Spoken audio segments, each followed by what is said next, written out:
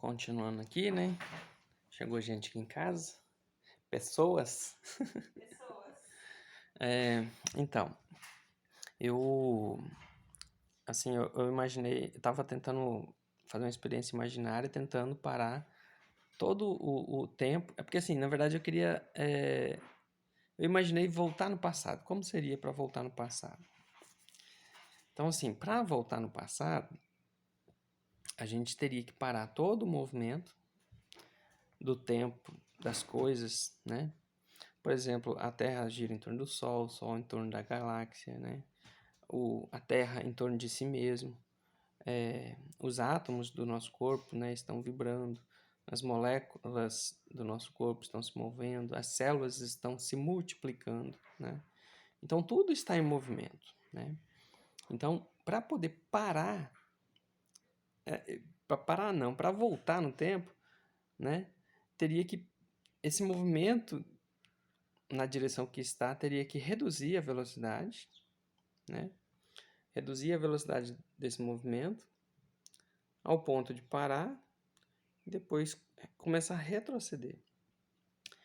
E daí quando eu imaginei isso, aí eu concluí que é impossível voltar no tempo. E não e até, né, viajar para frente é possível, mas porque o objeto que se move a grandes velocidades ele já está viajando no tempo para frente.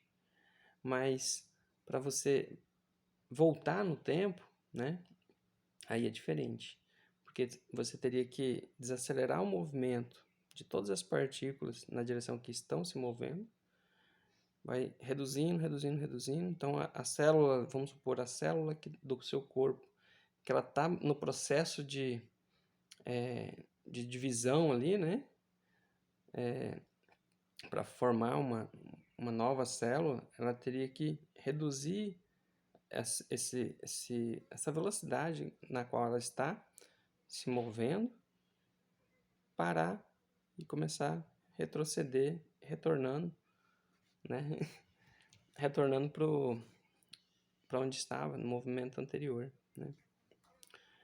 E você imagina, por exemplo, a gente viajar no tempo para trás, voltar lá para o tempo dos dinossauros, por exemplo. Tudo que existe, todo o movimento que foi feito de lá para cá, teria que desacelerar e começar a voltar tudo, para tudo ir voltando na posição que estava antes. E quando eu passei uns 2, 3 anos pensando sobre isso até eu concluir, chegar nessa conclusão de que para voltar no tempo é necessário retroceder todo o movimento, né? E daí que acontece? E você teria que fazer isso no universo inteiro, porque se você faz só numa parte do universo, se você fazer só numa parte do universo esse negócio de voltar, você não vai ter voltado no tempo. Por quê? Porque você moveu algumas partículas, né? Você moveu algumas partículas e, na verdade, você não voltou no tempo. Você alterou a posição das partículas. Quando eu tive esse insight aí, essa ideia, esse momento eureka, eu fiquei muito eufórico. Era tarde da noite, sei lá, era meia-noite por aí. Eu fiquei até muito tarde sem conseguir dormir pensando nisso. Porque aí deu aquele estalo assim, né? Que tempo é movimento. É só. Tempo é igual movimento. Só isso. E daí, se o tempo ele é movimento, então a gente pode dizer que tempo não existe. O que existe é movimento. E essa é a grande sacada sobre isso. O tempo ele é só o movimento das partículas, das coisas. E, e ele é um movimento, né, entre um ponto e outro em relação a outra coisa, né, também. Porque ele tem que ter uma referência, né? Então, um ponto se move na direção de outro ponto, só que esse intervalo que demora para chegar do ponto A ao ponto B, ele tem que ser medido, né? Se não tiver uma medição, né, você nunca vai saber qual é o intervalo que demora, né? Na verdade, o intervalo do ponto A ao ponto B, você mede pelo intervalo de outra coisa, que também está em movimento, que seria o relógio.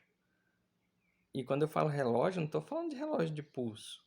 Eu estou falando de qualquer coisa que esteja em movimento, que pode ser usado como um relógio, né? Então, você precisa de alguma coisa em movimento, para dizer que essa coisa em movimento será um relógio, não interessa o que seja, mas se ele está em movimento, né?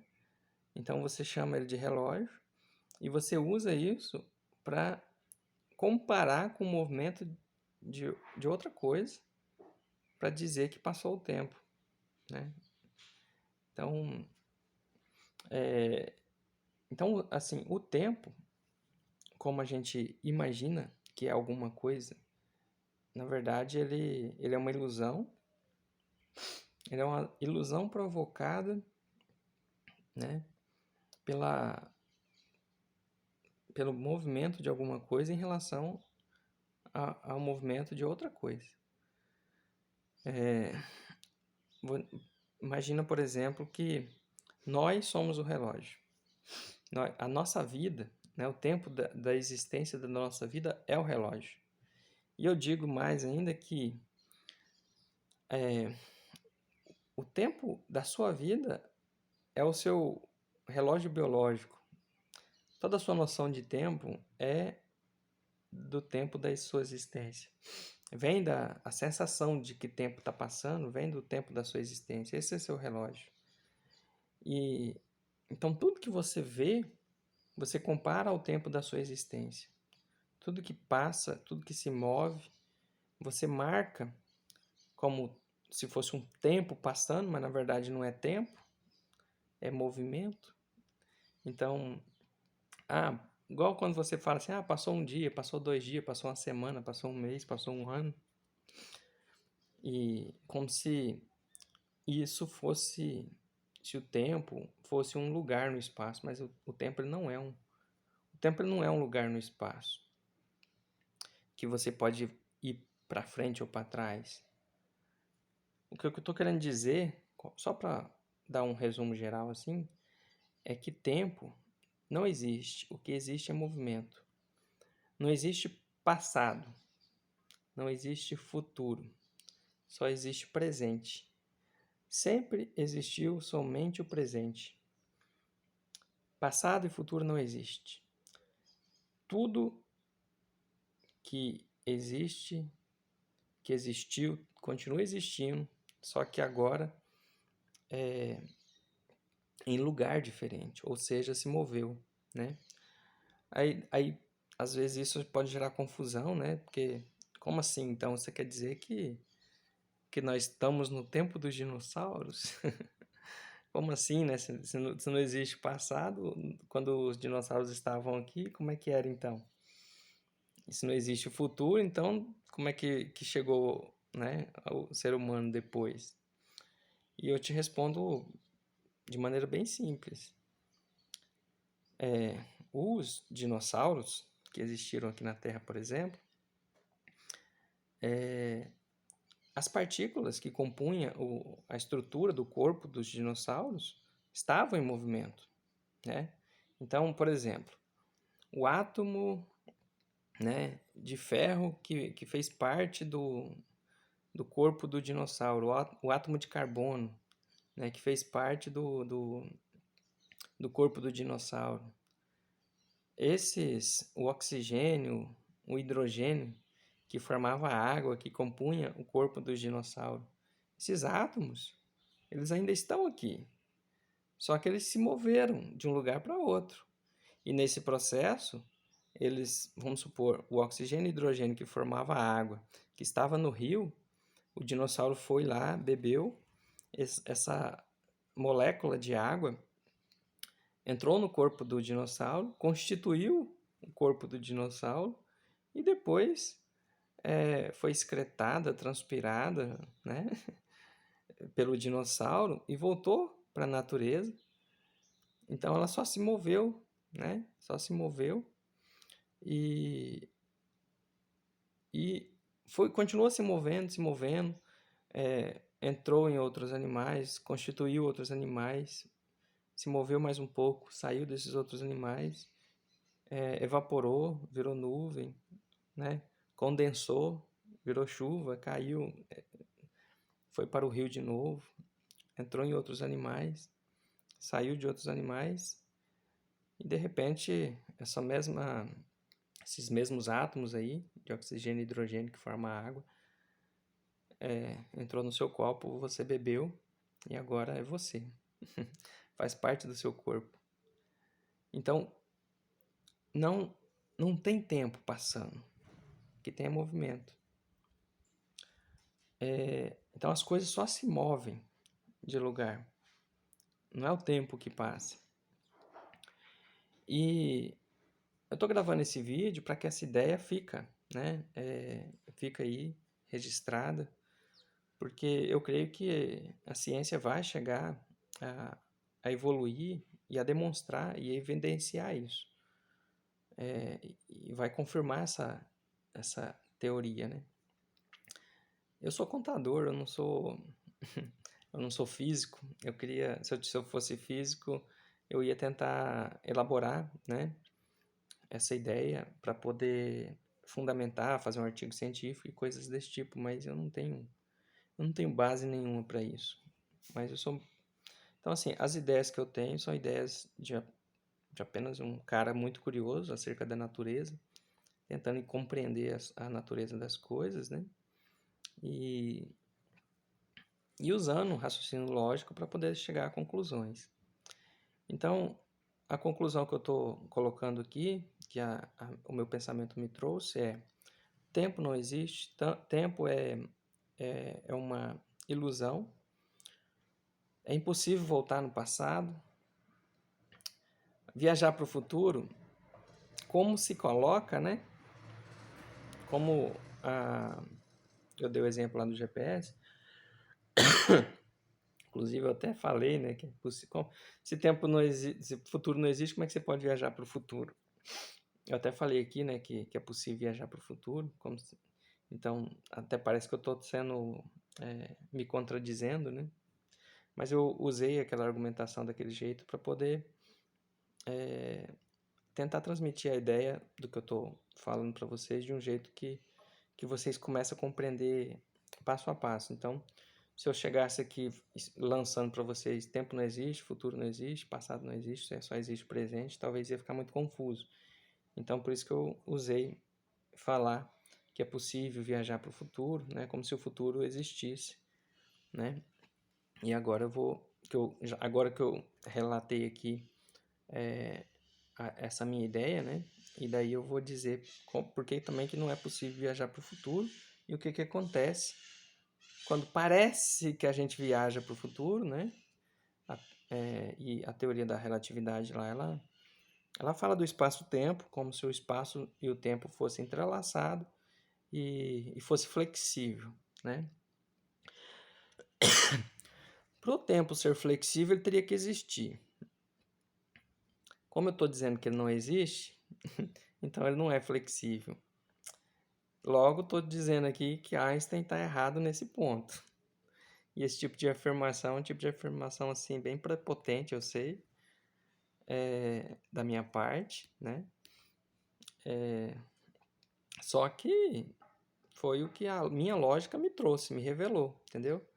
E quando eu li lá um pouco sobre a teoria da relatividade, meio superficialmente também, lendo mais sobre artigos que falavam da teoria, porque Einstein ele tem um nível ali de física, de conhecimento de física, que eu não consigo acompanhar na parte matemática ali da coisa.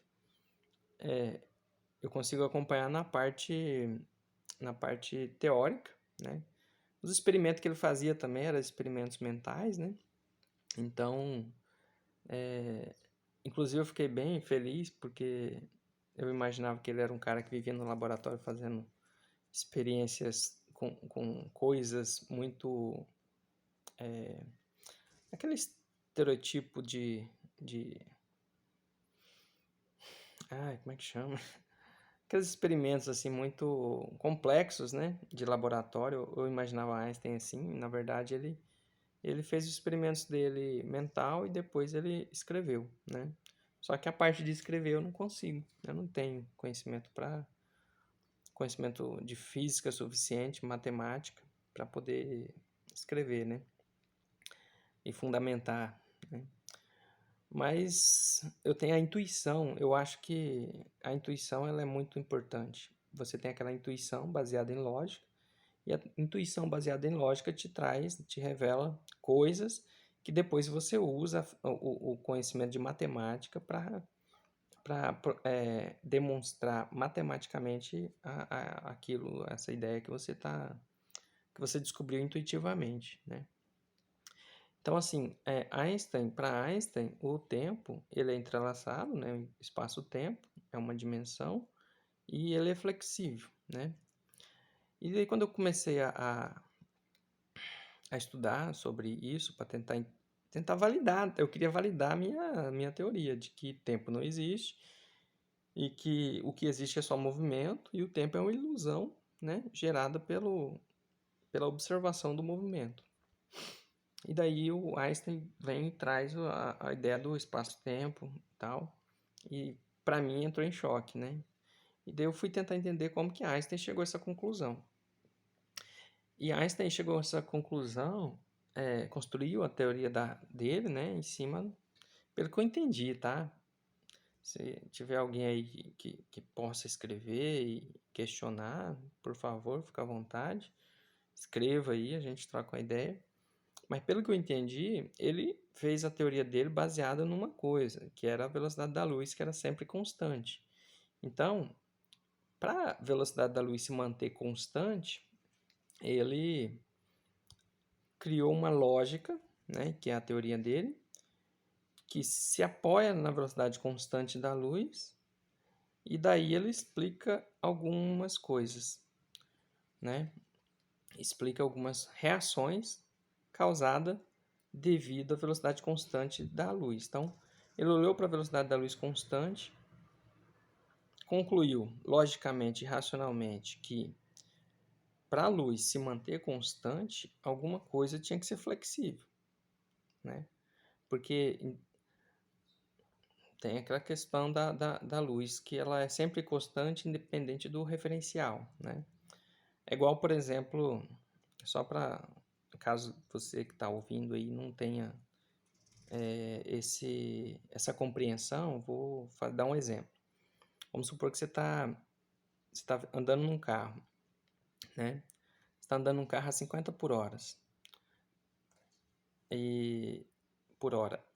Você está andando ali no carro e você pega uma pedra, coloca a sua mão ali para fora da janela e taca essa pedra. Vamos supor que se você tacou essa pedra a 20 por hora, em relação a você que está andando, né?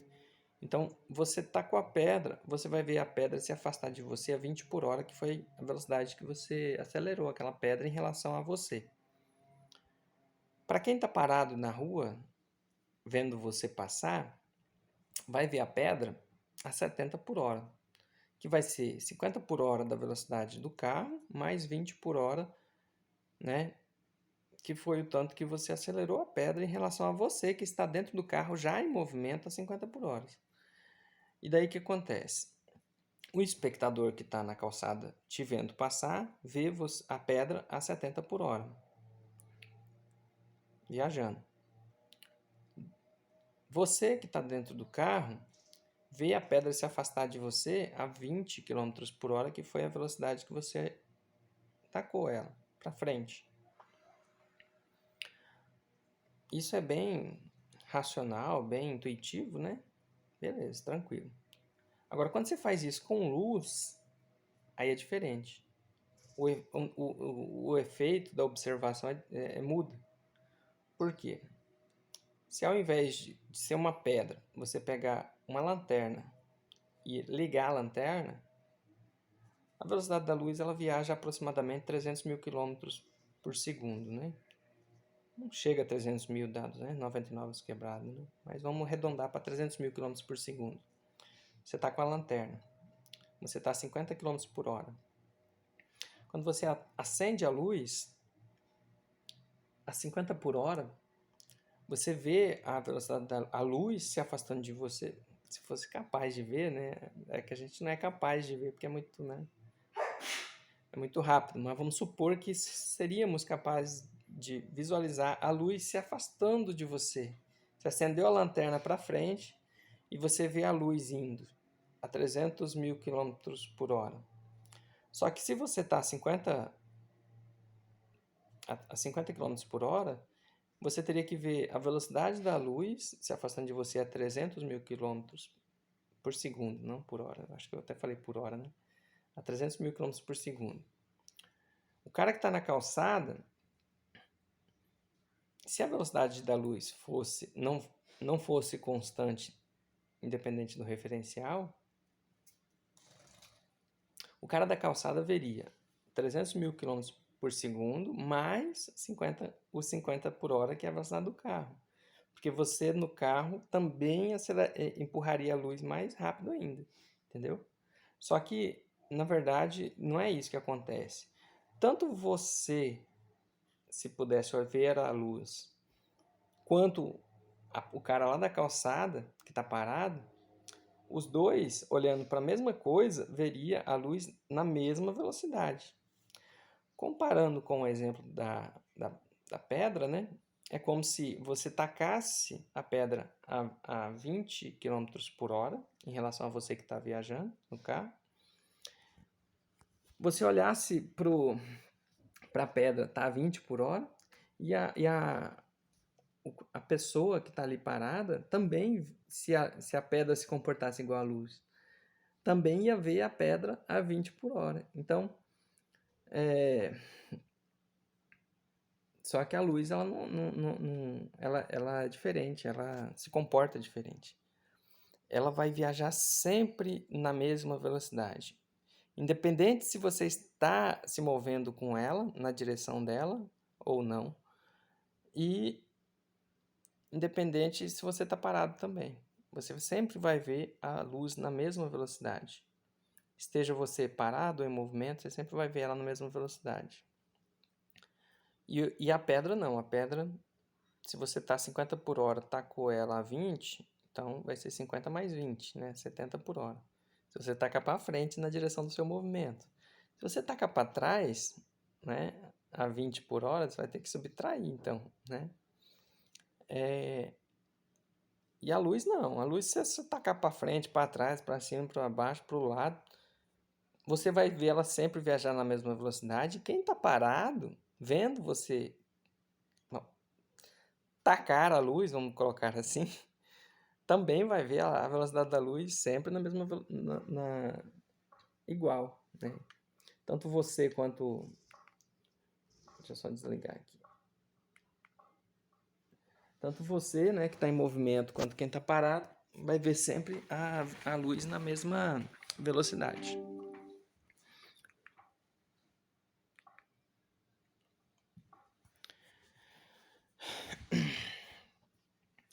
E daí, eu vi isso, né, na teoria da relatividade, e daí Einstein pega e usa essa ideia para poder fazer a observação dele de que para a luz se manter constante, alguma coisa tem que ser flexível. E daí ele colocou como flexível o espaço e o tempo. O espaço e o tempo são flexíveis para poder comportar essa característica estranha da luz, né? E daí ele constrói toda a sua teoria da relatividade baseado nisso, né? Só que daí quando eu tento aplicar isso à minha ideia de que o tempo ele é apenas um movimento, Aí gera atrito aí. Por quê? Porque o tempo, para mim, ele não é uma coisa que existe. O que existe é só movimento. E, e daí eu tentei elaborar mais, mais coisas para poder tentar explicar por que a velocidade da luz é constante, por que as coisas, quando viajam na velocidade da luz, o tempo para ela é diferente, passa mais rápido. E quando eu falo tempo passar mais rápido, eu estou falando do reloginho que marca, o tempo das coisas, tá? Não estou falando do tempo como uma coisa que existe.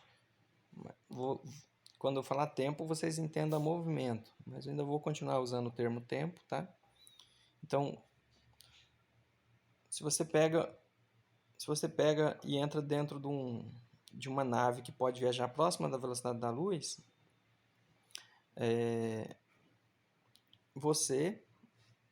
seu relógio biológico tá funcionando, as coisas tá se movendo dentro do seu corpo, as células estão se multiplicando, você está envelhecendo. E não é o tempo que está passando, é só as coisas que estão se movimentando. Então não é tempo, é movimento. Mas eu continuo usando o termo tempo, mas toda vez que eu falar tempo, entenda como um movimento, tá? E eu queria entender por que quando você viaja, né, a grandes velocidades, o seu relógio biológico ele desacelera. E eu passei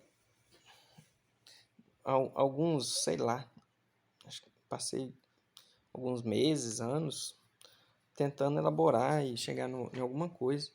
Porque, assim, para tentar entender por que isso é gerado, né? Esse efeito.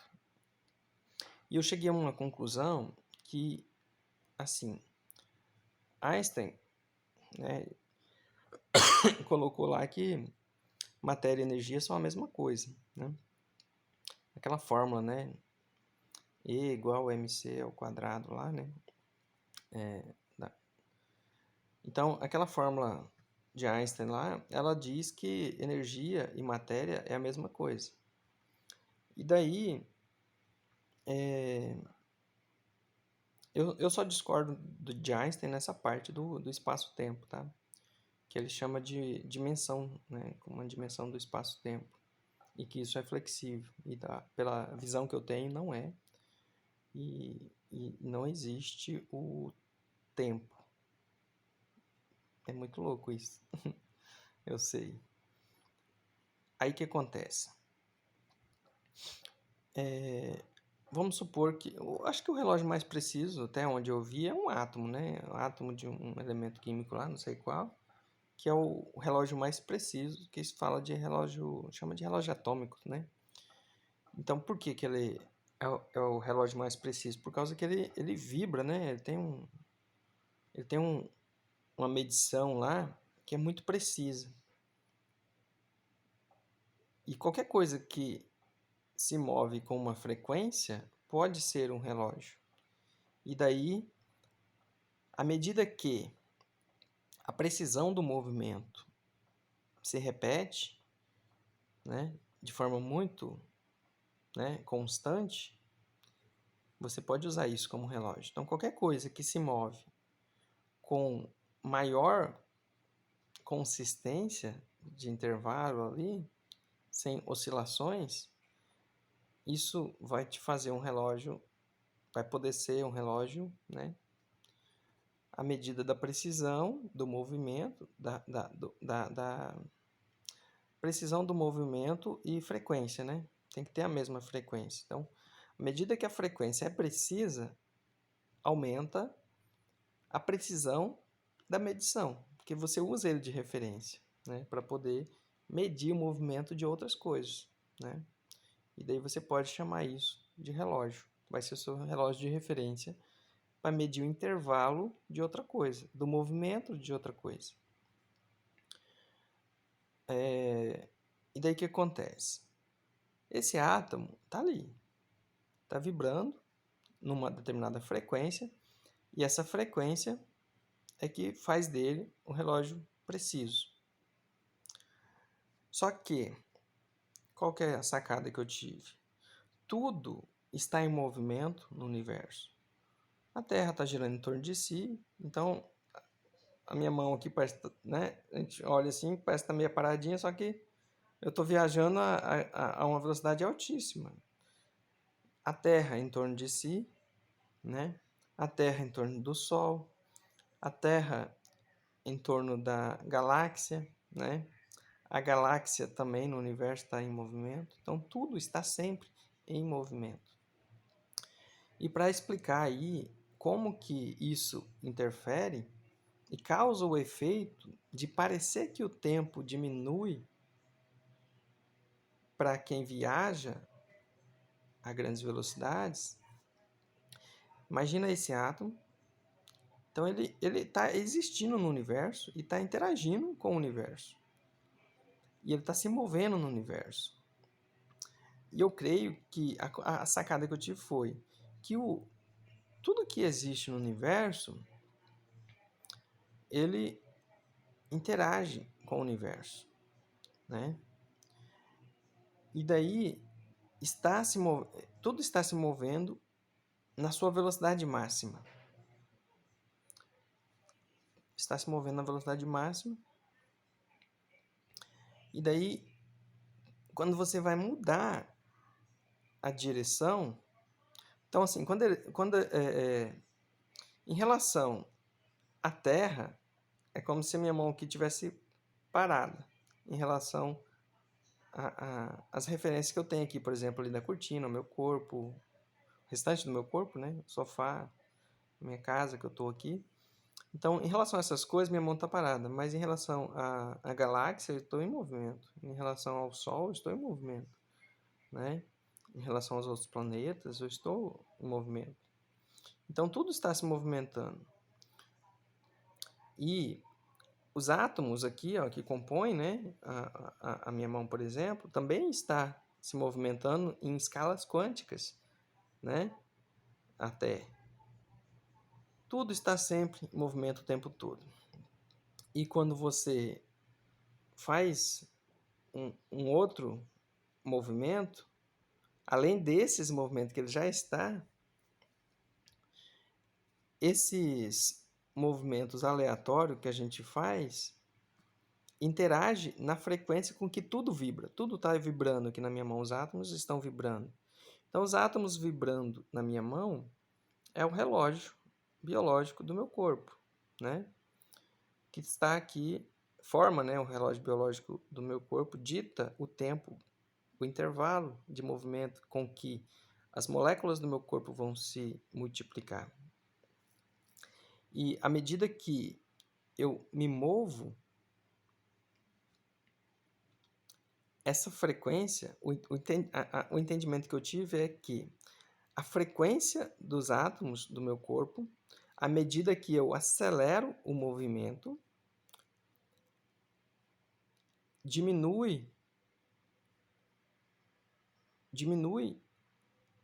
essa frequência de vibração para poder compensar o movimento de aceleração que eu estou fazendo. Quanto mais eu acelero em uma direção, os átomos da minha mão, a frequência que os átomos vibram reduz para compensar o movimento na direção que eu estou fazendo. Quer dizer o seguinte, os átomos do meu corpo estão vibrando em todas as direções.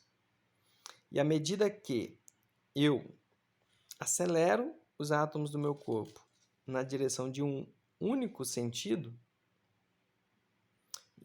em uma única direção, a frequência de movimento dos átomos do meu corpo, para se manter estável na velocidade com que se move, elas têm que reduzir o movimento nas demais direções para compensar o movimento na direção que eu esteja acelerando, entendeu? Então, se eu quero ir do ponto A ao ponto B, eu me movo do ponto A ao ponto B. Se eu me mover devagar, os átomos do meu corpo vai manter uma vibração quase sem mudança. Porque enquanto eu estou movendo os átomos do meu corpo de um ponto A ao ponto B, enquanto ele vai do ponto A ao ponto B, nas escalas inferiores lá, macro, né, atômicas, nessas escalas, os átomos estão agitados ali, se movendo. E eles estão se movendo em todas as direções. Se eu fizer esse movimento muito rápido, esse movimento em todas as direções, ele vai ficando mais lento, entendeu? Se eu faço isso, para compensar esse movimento rápido, os átomos do meu corpo, em outras direções, né, ele vai se mover mais lento. O que isso vai causar? Vai causar uma aparente desaceleração da frequência do movimento do átomo, que vai parecer que o átomo, o relógio que ele é, porque ele tem uma frequência de movimento, então vai parecer que o relógio dele vai passar mais lento. Mas na verdade, não é que o relógio dele vai passar mais lento. Ele vai ter uma frequência de movimento menor para compensar esse movimento. Então, com isso, com essa ideia, eu cheguei à conclusão que o tempo, na verdade, é só o movimento das coisas e que quando você acelera a velocidades próximas à da luz ali, fica mais notável que à medida que você acelera o tempo, o movimento, né, ele reduz para poder compensar a distância que você está percorrendo no espaço. Então, o que eu quero dizer é o seguinte, é como se tudo estivesse vibrando já na velocidade da luz, entendeu? Tudo já está viajando na velocidade da luz o tempo todo. E daí, só que daí o que acontece? O átomo, ele fica vibrando. Então, ele está na velocidade da luz, mas numa determinada região, vibrando, né? Eu estou falando de átomo, mas daí quando eu falar átomo também entenda como as partículas elementares ali, ainda menores do que o próprio átomo, sabe? Eu estou querendo dizer que esse núcleozinho, quando eu falar átomo, entenda como um núcleozinho de energia. Então, esse núcleozinho de energia, no universo, ele está se movendo na velocidade da luz o tempo todo. Tudo que existe já está na velocidade da luz. Só que daí o que acontece? Ele se move na velocidade da luz em várias direções, né? Então, assim, e daí gera essa frequência, né? Essa vibração. E daí quando você vai pegar isso e vai arrastar para outro lugar, para ele manter esse ritmo de velocidade que ele já está na velocidade da luz, para ele manter esse ritmo, ele tem que diminuir o movimento nas demais direções para compensar o movimento na direção agora que ele está indo. Então, quando a gente está viajando aqui, a Terra girando, em torno de si, em torno do Sol, em torno da galáxia, esses movimentos já está sendo reduzido da frequência de vibração. Só que assim, como é que a gente vai identificar isso? Como é que a gente vai comprovar isso? O que eu estou trazendo aqui é uma explicação do meu ponto de vista racional e lógica, que eu alcancei intuitivamente, pensando sobre a natureza do tempo, que explica o fenômeno de parecer que o tempo está passando mais lento para quem está viajando, de uma forma diferente da curvatura do espaço-tempo, que é o que o Einstein propôs. Então, o que eu estou trazendo é uma coisa que gera o mesmo efeito, mas com explicação diferente. Que não é o espaço-tempo se curvando, não é o tempo acelerando ou desacelerando, sabe? É só o movimento da matéria, né, sendo alterado. E ainda estou desenvolvendo mais essa ideia, mas a conclusão da ideia é isso. O tempo não existe, o tempo é uma ilusão, passado e futuro é só presente que tem, passado e futuro não existe. Tudo que a gente chama de passado está aqui, agora, só que está em um lugar diferente. Igual eu dei o exemplo, né? Os átomos que antes estavam em um dinossauro, agora está em você, está no chão, está nos pássaros que habitam nosso planeta, né? Por exemplo. Então,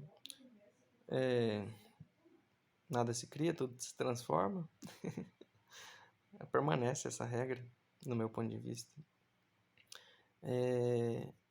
Aí, a conclusão é essa, né? Creio que com o avanço da ciência vai se chegar a essas conclusões e Einstein acertou muita coisa. A teoria dele, no meu ponto de vista, ela traz uma explicação que se aplica à realidade, só que como eu posso dizer, imagina, é meio complicado, né? Na verdade, são duas formas de explicar a mesma coisa, né? Então, a forma que ele encontrou foi essa, dizer que o tempo é flexível para poder permitir a velocidade da luz constante. E o que eu proponho é que o tempo não existe, só existe movimento, e que o tempo é uma ilusão, e essa distorção que parece que tem no tempo, quando você acelera a velocidades próximas à velocidade da luz, isso é só uma compensação que a vibração da energia daquele núcleo que está se movendo tem que fazer para poder comportar um movimento entre um ponto e outro. Isso está sempre ocorrendo, só que a velocidades muito relativamente pequenas, essas que a gente experimenta no nosso cotidiano, não é visível, mas a grandes velocidades é que isso gera esses efeitos. Eu não sei como se poderia comprovar esse tipo de argumentação que eu estou propondo aqui, mas como eu disse, eu sou contador, não sou físico, só tenho curiosidade sobre a natureza, né? E a base da física é essa.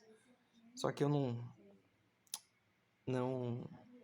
tenho conhecimento suficiente para um domínio, né, da física para poder escrever matematicamente essa ideia, mas eu creio que a humanidade, à medida que vai evoluindo a física, eu tenho muita convicção de que vai se chegar nessas conclusões. E eu estou gravando esse vídeo justamente para quando chegar nessas conclusões, eu ter aqui uma comprovação de que eu cheguei nessa conclusão, intuitivamente, fazendo experiências imaginárias. Intuitivamente cheguei nessa conclusão. E que, infelizmente, não conheço ninguém que eu possa conversar sobre o assunto para poder aprofundar mais, corrigir, porque, assim, Einstein também, creio eu, que não teve a primeira ideia e já era, né? É isso, é tudo, sabe? Quando você tem uma teoria sobre alguma coisa complexa, muito complexa, porque isso é extremamente complexo, quando você tem uma ideia assim, o que você faz? Você tem a intuição, tem a ideia e vai trabalhando e vai surgindo os problemas e você vai corrigindo os problemas. E eu tive essa intuição, tive essa ideia, só que eu não consigo nem ainda identificar alguns problemas eu corrigi assim, intuitivamente, mas eu sei que vai ter muito físico aí que vai achar uma tolice, uma idiotice isso que eu estou falando, porque é uma coisa que eu acho que é bem fora do padrão, né?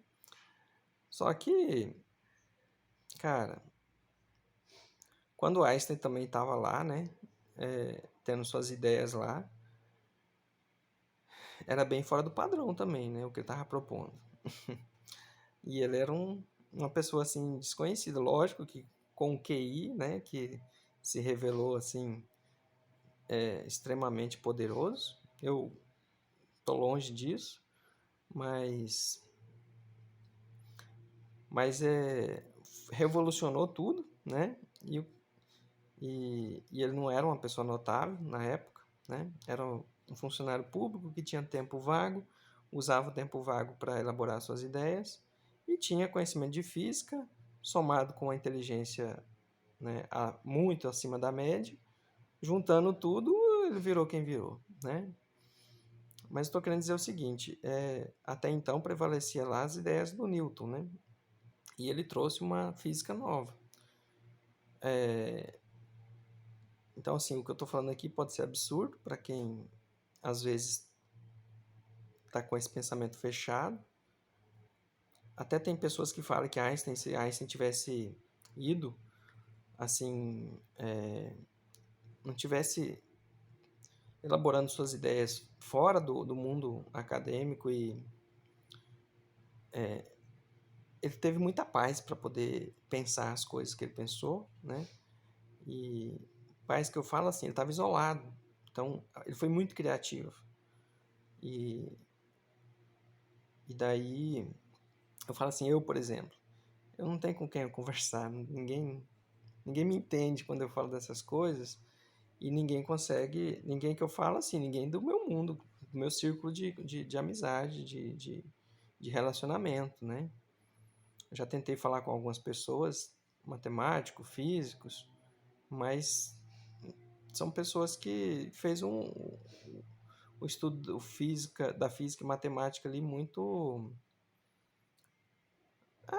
de grau assim que ainda não está, né, no ponto de elaborar esse tipo de teoria, né?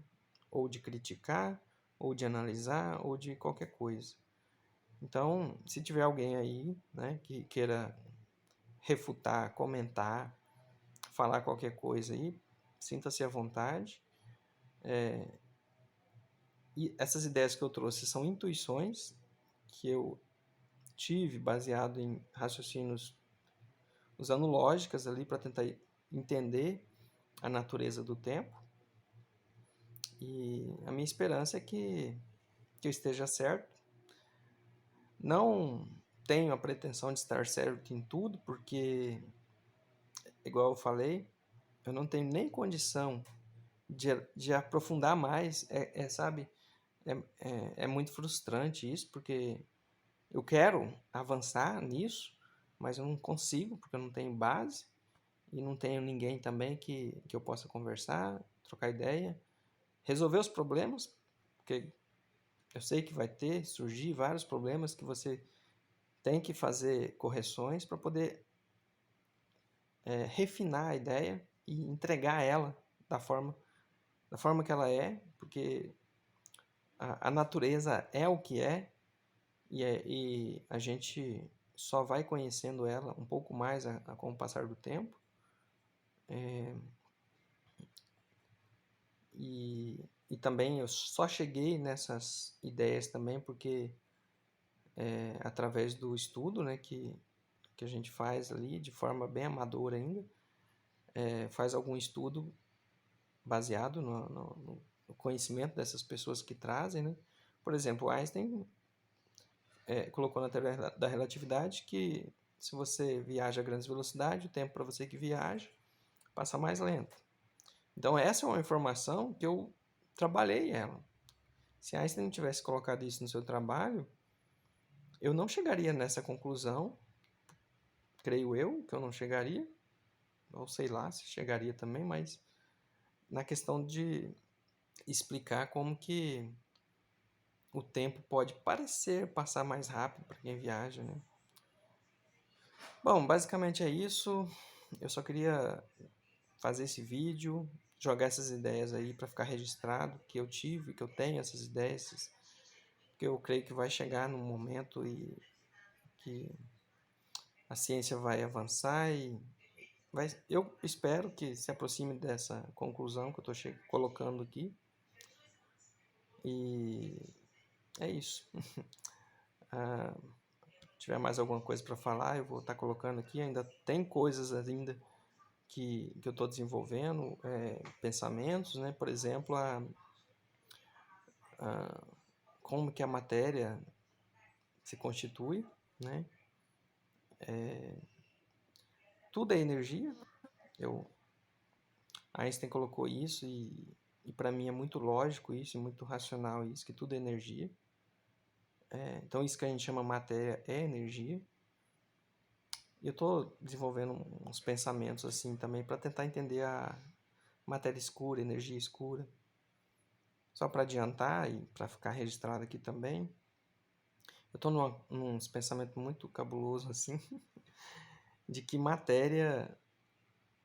toda matéria que a gente chama de matéria, é como se fosse...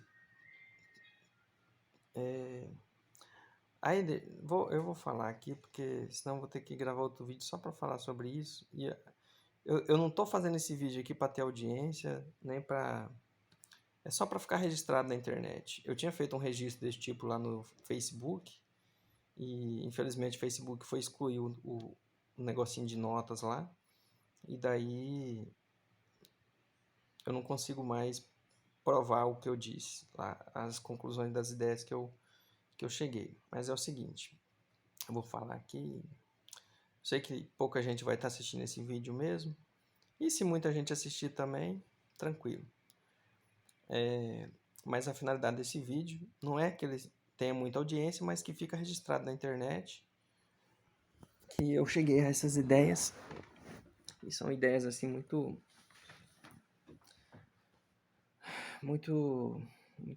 loucas, né, no mínimo. Mas imagina o Einstein lá quando chegou nas ideias dele também, o mundo deve ter achado muito louco, né? Mas daí elas se provaram assim experimentáveis, né? Os experimentos que eu vou colocar entre aspas, comprovou algumas coisas do Einstein lá. Na verdade, a minha teoria, ela não tenta, ela não afirma que os resultados previstos por Einstein está errado, mas a forma com que os resultados são gerados, a forma que o Einstein colocou para chegar nos resultados é que no meu ponto de vista, está errado, não o resultado. Então, as previsões que ele fez, aquela questão lá do eclipse, por exemplo, da curvatura, né? A minha explicação é uma explicação diferente da dele, mas explicaria o mesmo resultado, entendeu? Até porque a previsão que ele colocou é previsão testada. Aí, se eu fizer uma teoria que não prevê a mesma coisa, que já está testada, pô, aí eu tô sendo idiota, né? Aí é burrice. Então, assim, não é que as previsões que Einstein alcançou estejam erradas. A forma de explicação é que eu proponho uma coisa diferente. Porque ele se apoiou na velocidade constante da luz para escrever as previsões que ele fez, né? E eu estou propondo uma coisa que é diferente. Né? O que eu estou propondo é que não existe espaço-tempo, só existe o movimento, que o espaço O espaço para mim não se curva. A luz, ela não viaja no vácuo, ela viaja por meio de alguma coisa. E eu diria que essa alguma coisa possa ser a energia escura. Talvez a energia escura, a visão que eu tenho é que a energia escura, ela é a energia que, que constitui o universo. A matéria escura, que a gente chama de matéria escura, que causa o efeito de aumento da rotação das galáxias e que a gente não consegue enxergar e só sabe que existe pela velocidade com que as galáxias se movem, né? A única explicação é que tem alguma matéria ali que a gente não consegue ver, não consegue medir, né? Mas para poder gerar aquela rotação tem que ter a matéria. Então são matérias em escalas inferiores, né? Que a gente não tem ainda condição de medir e de ver, mas que estão lá gerando efeito, né? Então, assim, no meu ponto de vista, a energia escura é como se fosse a energia elementar do universo. Matéria escura são partículas geradas dessa energia escura em escalas muito ínfimas que a gente ainda não consegue acessar, né? Tem um limite também ainda, né? Até quais partículas a gente consegue observar e medir. E da energia escura se formam outras estruturas maiores até a gente chegar nas estruturas de quarks, elétrons, prótons, né? E que formam essa matéria mais observável. E eu estou tendo uma intuição de que quando a gente olha para um buraco negro, por exemplo, o buraco negro ele é um corpo massivo ali, né? Com uma gravidade muito forte, uma massa muito forte e muito concentrada, né? A ideia que eu estou tendo agora sim, de um tempo para cá, né? É que tudo é constituído, a energia que Einstein se refere, que energia e matéria são a mesma coisa. Então a energia é que tudo é feito de energia. E essa energia, para mim, ela é a energia escura, que ela representa a maior parte do universo, né? E as demais coisas que a gente chama de matéria, no, a conclusão que eu cheguei é que isso que a gente chama de matéria são, como eu posso dizer, é como se fossem buracos nessa energia. Então, imagina a energia escura como se fosse uma água dentro de um aquário, e daí só tem ela, só tem energia escura. E como você faria as outras partículas, as partículas elementares que constituem o mundo que a gente chama de mundo material? Se você pudesse criar uma bolha de vácuo dentro desse aquário de energia escura, essa primeira bolha de vácuo dentro desse aquário de energia escura seria essa bolha um elemento, o primeiro elemento. Então, é bem louco isso. O que eu estou dizendo, que a minha intuição me traz e que me levou a pensar, é que toda matéria que existe, ela é constituída de... Ela não é... Como eu posso dizer? Ela não é que a energia está dentro dela, constituindo ela.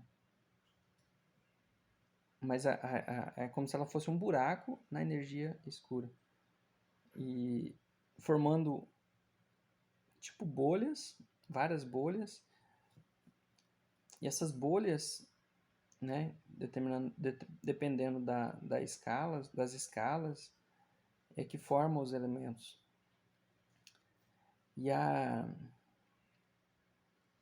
E o que a gente chama de gravidade, a gravidade seria a própria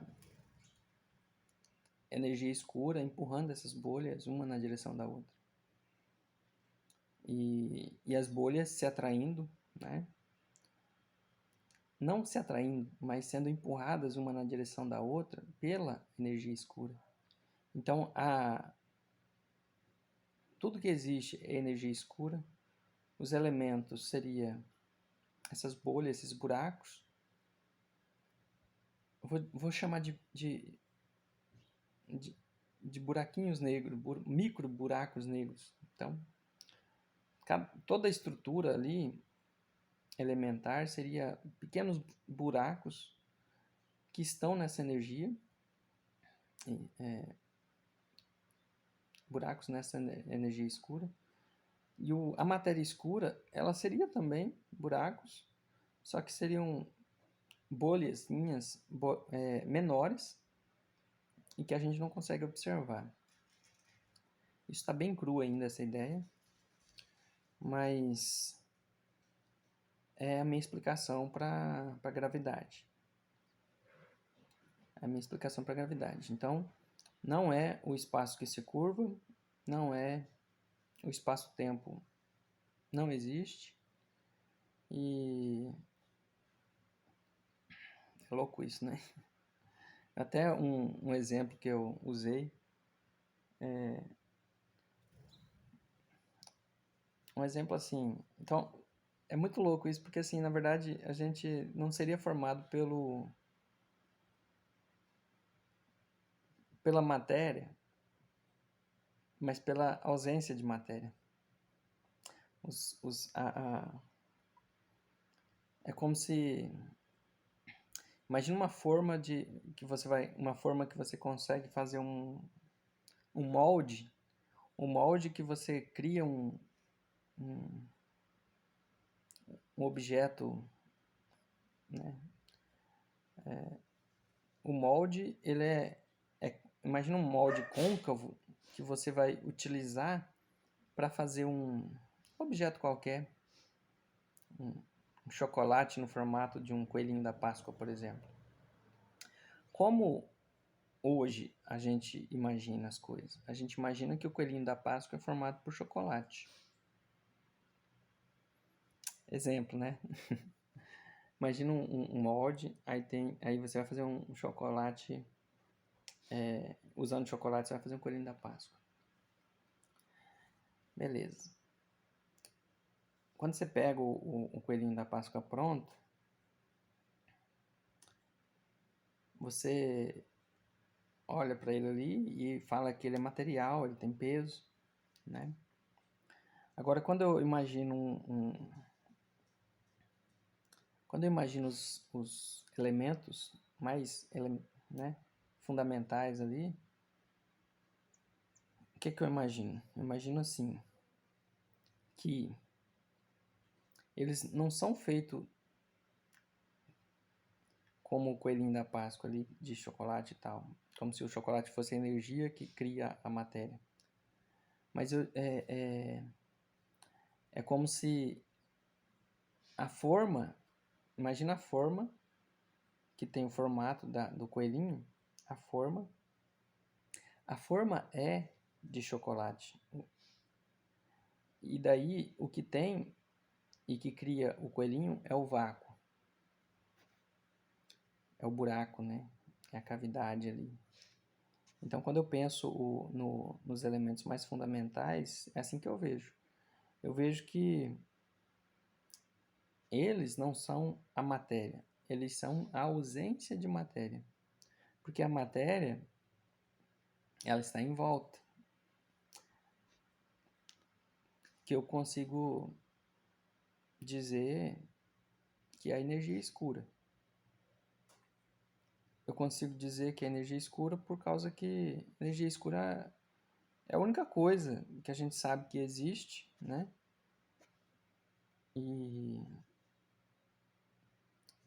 E que está em todo o, né? Fala assim, é muito louco isso. É um pensamento assim bem abstrato, né? E, e esse vídeo que eu estou fazendo só para registrar também essa ideia, porque em relação ao tempo ser apenas movimento, isso aí para mim já tá, isso aí para mim é uma coisa que eu tá consagrado já tá, para mim já não existe mais, lógico, né? Alguém pode chegar e provar que eu estou errado, mas eu acho pouco provável que isso aconteça. E daí eu posso afirmar o seguinte: é impossível viajar para o passado, não existe possibilidade alguma de voltar ao passado, por essa minha ideia de tempo, porque não existe passado, só existe agora. Então, se só existe agora, como é que você vai voltar para o passado? Não volta. Você também não pode viajar para o futuro, e isso que parece que é uma viagem para o futuro é apenas uma ilusão, porque a gente acha que o tempo passa e o tempo não passa. O que acontece é a matéria que se move, somente isso. Então só existe movimento. Tempo é movimento. Sobre a natureza da matéria, é uma ideia mais nova para mim, né? Essa do tempo aí é uma ideia que já está na minha vida aí já há uns 14 anos, mais ou menos, 13, 14 anos. Então, de lá para cá eu amadureci bastante, refleti muito e só confirmei mais essa minha teoria. Agora, essa ideia aí sobre a natureza da matéria já é uma ideia mais nova, tem pouco tempo, então eu tenho que amadurecer mais, mas eu estou com essa intuição muito forte. E sobre o infinito é uma coisa assim que me chama muita atenção também. Eu tenho uma ideia sobre o infinito, assim, que o infinito... tem outra coisa também que eu quero falar, ainda falando sobre o infinito. O infinito, para mim, ele é uma dimensão. O infinito é uma dimensão para mim. Então, isso aqui é uma coisa importante que eu estava deixando de lado, estava esquecendo de falar. O infinito para mim é uma dimensão, cheguei a essa conclusão, e que você pode... Porque hoje, por exemplo, você pode viajar nas 3 dimensões, né? Para um lado, para o outro, para frente, para trás, para cima, para baixo, né? As 3 dimensões conhecidas, né? E daí, o infinito para mim é você viajar para dentro e para fora. Imagina, por exemplo, se você pudesse aumentar e diminuir o tamanho de toda a estrutura do seu corpo, incluindo os átomos, se fosse possível, né, diminuir o tamanho dos elétrons ali, dos prótons que constituem seu corpo, e tudo numa escala pudesse aumentar e diminuir, né? Eu estou aqui sentado na sala, no sofá da minha casa, e daí eu olho as coisas que estão aqui à minha volta, né? Eu olho as coisas que estão à minha volta ah, na dimensão de tamanho que eu estou, tá tudo a uma determinada distância de mim, né? Por exemplo, o mouse que está aqui, ó, né? Ele está nessa distância de mim. Se de repente eu começasse a diminuir o tamanho do meu corpo, aquele mouse, a sensação que eu teria é que ele estaria se afastando de mim. Tudo à minha volta estaria se afastando de mim, é a sensação que eu teria. E se eu continuasse diminuindo o meu corpo, tudo continuaria se afastando, se afastando, se afastando. E se eu fizesse o inverso, ao invés de diminuir, eu aumentasse, né? De repente, tem até um vídeo do Faustão que ele vai crescendo. Eu lembro que quando eu assistia a televisão, né? Aí tinha uma vinheta lá do programa do Faustão que ele ia crescendo, crescendo, quebrava o estúdio, saía para fora, assim, né? Se procurar na internet é capaz de você achar isso. Então, imagina que isso começa a acontecer com você. Então, se você vai aumentando a escala de tamanho, a sensação que você vai ter é que as coisas que estão longe começam a se aproximar de você. Tudo vai ficando mais perto. Então, por exemplo, se você está, igual eu estou olhando ali, tem um poste ali para fora, estou olhando pela porta. Quando eu olho para esse poste, tem uma distância entre eu e ele. Mas se eu aumentasse 10 vezes de tamanho, é como se essa distância diminuísse 10 vezes também. Porque ela é proporcional relativamente ao tamanho do meu corpo, né? Então, o que eu quero dizer com isso? A escala de tamanho das coisas é uma dimensão. Então, a escala do mundo visível que a gente experimenta é a dimensão que a gente vive. Mas se a gente fosse do tamanho de um átomo, o universo seria totalmente diferente. E se a gente fosse do tamanho de um planeta, também seria diferente as coisas. Inclusive esses fenômenos aí que... Fenômenos não, né? Essas coisas que parecem estranhas sobre o tempo mesmo. Que você, a grande velocidade, parece que o tempo para você diminui e tal, né? Isso seria mais observado, né? E a gente só não observa por causa da escala de tamanho que a gente está. Mas o que eu quero dizer? Em relação... quando eu falo que o infinito é uma dimensão, eu estou dizendo o seguinte. Em relação às outras... Quando você viaja em relação às 3 dimensões... Porque assim, quando a gente fala das 3 dimensões, ou você vai para cima, ou vai para baixo, para um lado, para o outro, para frente, para trás, né? Então você vai se localizando ali no espaço, certo? Só que você está dentro da mesma escala de tamanho. Você só está se movendo, né, tridimensionalmente, mas mantendo a escala de tamanho. Quando você diminui a escala de tamanho, você pode permanecer no mesmo lugar, sem se mover para cima, para baixo, para frente ou para o lado. Na verdade, você vai se movimentar em relação às outras 3 dimensões. Para dentro ou para fora. Para dentro é quando você diminui de tamanho. Para fora é quando você amplia de tamanho. Então, em relação às 3 dimensões, quando você diminui, você está diminuindo, igual o Homem-Formiga, por exemplo, está diminuindo, né? Ele está viajando na dimensão do infinito, que eu vou chamar assim, porque eu quero. Na dimensão do infinito, ele está viajando, né, diminuindo de tamanho, e ele está se movendo na direção do infinito na escala inferior, reduzindo, em relação às outras 3 dimensões. E ele pode fazer isso, do meu ponto de vista, eternamente. vai sempre diminuir.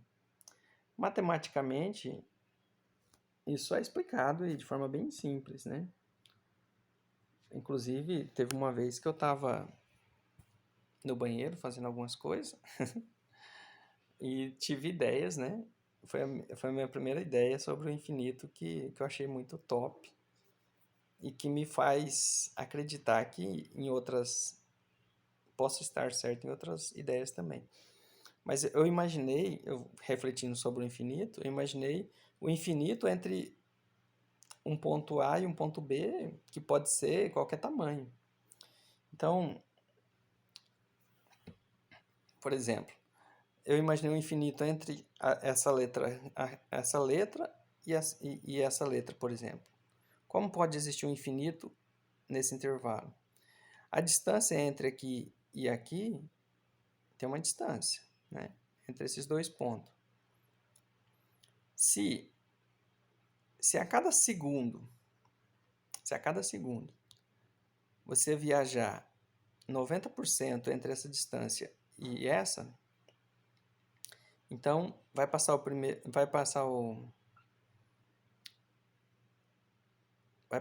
segundo, você vai viajar, você não pode, se você viajar 100%, você vai alcançar o outro lado.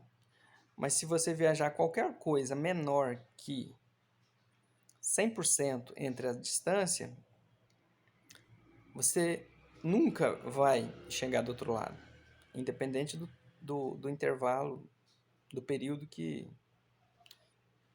você esteja medindo. Então vamos supor que a cada segundo você viaja 90% da distância. Então vamos supor que daqui até aqui tenha 10 centímetros, né? Então passou um segundo, você viajou e não alcançou, porque você não viajou 100%, então você chegou aqui. Então vai ter uma nova distância. Essa nova distância é o novo 100% da distância entre aqui e lá. E no próximo segundo você viaja 90% do que sobrou. E você vai repetindo isso, sempre viajando 90% do que sobrou. Matematicamente, você nunca vai chegar lá. Você sempre vai se aproximar, mas eternamente você nunca vai chegar lá. Porque sempre haverá uma margem que é o 10%. Se você está viajando 90% da distância, sempre haverá o 10% da distância remanescente. E esse 10% que sobrou, ele se torna o novo 100% para a próxima viagem, que você vai viajar 90% do remanescente. Então sempre vai sobrar 10%, 10%, 10%, só que vai ser 10% cada vez menor e você vai sempre viajar. Então você vai infinitamente viajando, cada vez de forma mais curta, mas nunca vai chegar. Eu tive essa ideia, eu achei muito massa essa ideia é muito louca. Porque daí eu comecei a perceber que o infinito podia existir dentro de qualquer coisa, qualquer intervalo pequeno. Porque sempre que eu pensava em infinito, eu pensava em infinito em coisas grandes, né? Eu pensava em infinito sobre o espaço e sobre o tempo, né? Eu pensava de infinito. Daí, eu, com essa ideia, eu soube que era possível infinito em qualquer, havendo dois pontos, um distante do outro, qualquer distância, caberia o infinito dentro desses dois pontos. E daí, tive essa ideia, achei muito legal. Aí eu assisti um documentário lá, vi que tinha um cara que tinha tido a mesma ideia, né? Falando sobre o infinito também. E daí eu achei muito... Eu fiquei feliz porque eu estava certo e fiquei triste porque a ideia, eu não podia reivindicar a ideia como sendo minha, né? Aí eu fiquei puta triste também, né? Caralho, velho. Ideia top dessa. E o cara fez isso, sei lá, cara, era muito tempo atrás, acho que mais de 1000 anos atrás, não me recordo agora qual era o matemático. Mas o matemático teve essa ideia e é uma ideia muito top porque passou no documentário, cara. Aí. E daí assim, eu nem. Tô só comentando aqui, tá? Você não precisa acreditar em mim, não, mas. Só que assim. pelo menos isso me revelou uma coisa, me revelou que eu tinha uma capacidade que eu não, uma capacidade de raciocínio lógico para poder olhar para a natureza e identificar algumas coisas complexas e desenvolver algum pensamento complexo que tenta explicar a natureza. E isso faz com que eu fez com que eu ficasse mais animado para poder pensar sobre essas coisas que eu gosto de pensar e sem pretensão também assim de estar certo. Na verdade, eu só sou curioso, eu só estou colocando isso aqui. Lógico, eu quero estar certo, né? Mas se eu tiver errado também, eu não tenho apego nenhum com o erro. Se eu tiver errado, beleza, eu aceito. Na verdade, quando a gente descobre que a gente está errado, é quando a gente aprende alguma coisa, né? Porque se você descobriu que está errado, então significa que você aprendeu alguma coisa. Se você evoluiu. Agora, se você não consegue ter a cabeça aberta para assumir que você está errado, aí você vai atrasar, né? Vai ficar atrasado. Não vai evoluir. Porque você sabendo que está errado e não aceitar. Então, assim, essas ideias que eu trago aqui são ideias que carecem de muito refinamento, muito estudo, muitas correções, mas é só uma pincelada, assim, para poder ficar registrado, que eu quero que fique registrado, porque igual essa ideia aí do infinito entre dois pontos que eu tive, é uma ideia que eu cheguei a essa conclusão e depois eu vi que tinha um matemático muito bom que chegou à mesma conclusão. Então, vai que nessas outras áreas aí eu tenha também chegado a alguma ideia realmente condizente com a natureza, né?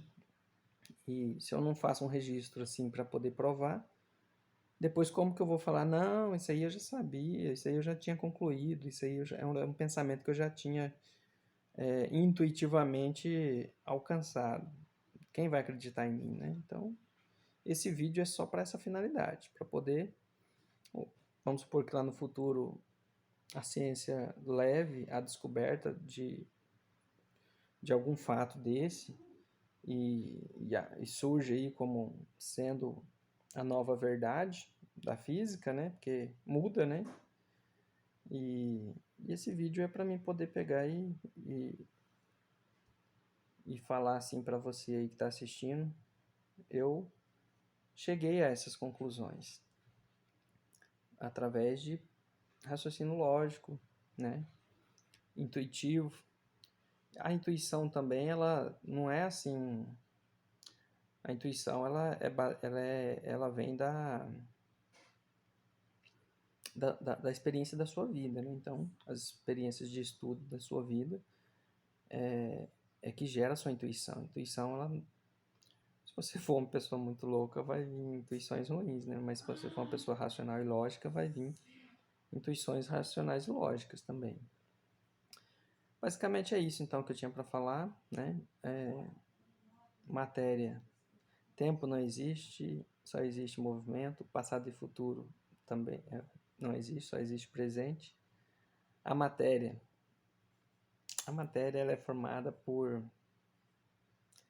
energia escura, buracos de energia escura, e a luz se propaga, no meu ponto de vista, ela se propaga nessa energia escura. Eu vou falar assim, todo buraquinho, todo buraco que eu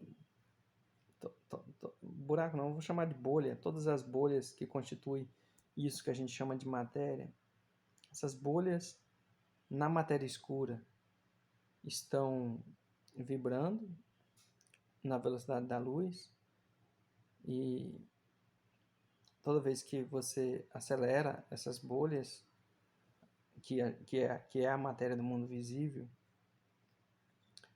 quando você acelera ela, você interage, né, com a energia escura e desacelera o movimento tridimensional para poder comportar um pouco do... Comportar um pouco? Não, comportar completamente o movimento em uma das direções. Isso gera o efeito de diminuição da vibração dessa partícula e gera o efeito de parecer que o tempo está passando mais lento, mas na verdade não está.